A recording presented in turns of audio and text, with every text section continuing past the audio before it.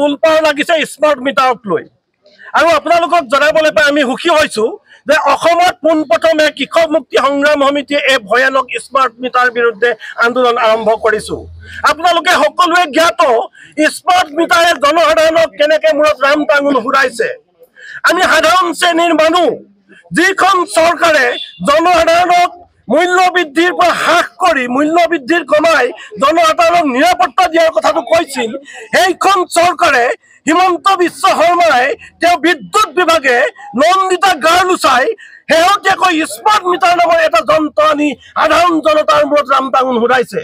অৰ্থাৎ নন্দিতা গালুচাৰে আমাৰ সাধাৰণ মানুহৰ ওপৰত যেনেধৰণে শোষণ কৰিছে, স্বাধীন ভাৰতৰ আগত অৰ্থাৎ ব্ৰিটিছেও এনেকুৱা কৰ লগাই পিনি মানুহ শোষণ কৰা নাছিলে।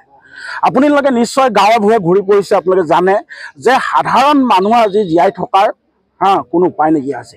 যি সময়ত এটা চিলিণ্ডাৰ ভৰাবলৈ মানুহৰ কাপ কৰিবলৈ যিহেতু 1 কেজি দালিৰ দাম 130 টকা 170 টকালৈকে হৈছে, মানুহ জীয়াই থাকিবলৈ টান হৈছে সাধাৰণ মানুহৰ, দিন হাজিৰা কৰা মানুহৰ। সেইটো আমাৰ স্মাৰ্ট মিটাৰৰ নিচিনা এটা দিন ডকাইতক আমাৰ গাঁও ঘৰত সংস্থাপন কৰি যি সময়ত আমি 300 টকাত এটা সাধাৰণ পৰিয়ালৰ বিদ্যুৎ মাচুল দিব পাৰোঁ, কিন্তু এতিয়া আমাৰ সেই পৰিয়ালটোৱে দিব লগা হৈছে 1000ৰ পৰা 2000 পৰ্যন্ত। সাধাৰণ মানুহ জীয়াই থাকিব পাৰিবনে?